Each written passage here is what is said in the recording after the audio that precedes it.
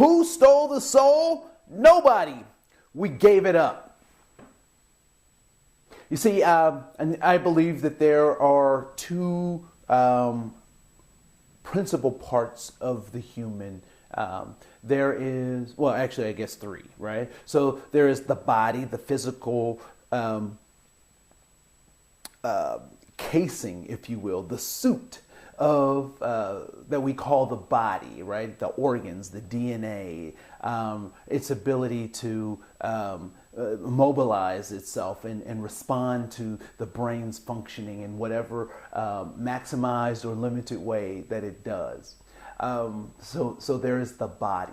And then I believe that there's the animating force, the animating factor of the human body that we typically would refer to as the spirit. And some people may even say that it is the mind is the chemical response of the body that creates this thing called the mind or the spirit, the animating force. However you want to identify it is fine with me. But I believe that those two things come together to create the human soul.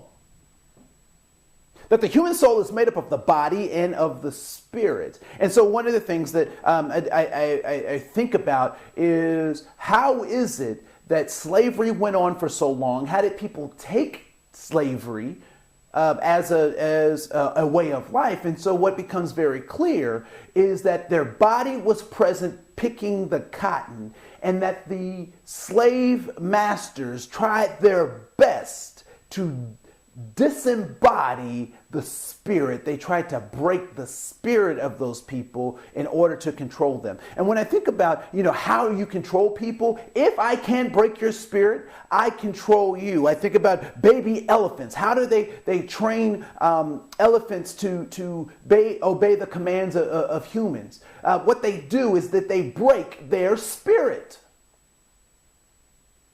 They tie a baby elephant to a stake, either using a rope or a chain. And so that baby elephant tugs and tugs and tugs until his spirit is broken. When you think about how they tame wild horses, they ride those horses until those horses' spirits are broken to a point that they can be rebuilt in the image of the person who is coaching them to be of service to humanity.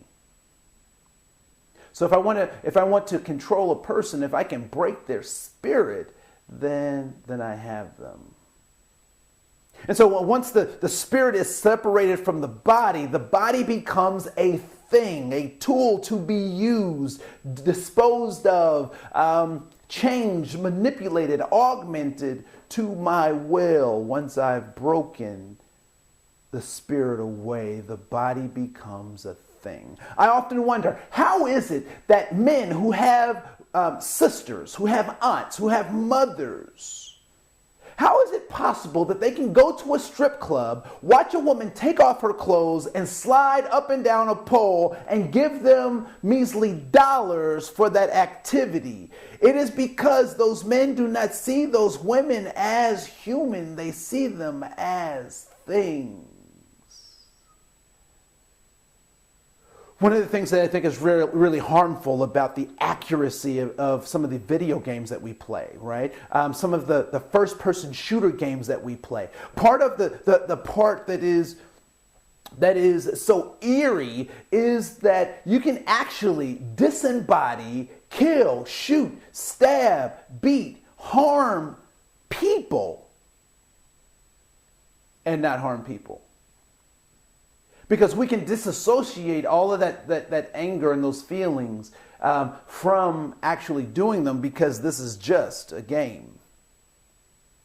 I think about before pilots step into the cockpit of a plane, they play video games.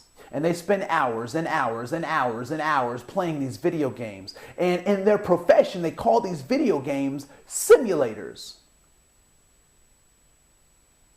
So they're simulating the real thing. And so I wonder, as our children are sitting in front of these video games, what are they simulating? You see, what happens in the brain is that when a thing happens, there are certain synaptic fires that go off in your brain. There are certain parts of the brain that become more active and they get stimulated. And those things happen when those things happen. But those things also, those same synaptic parts of the neural net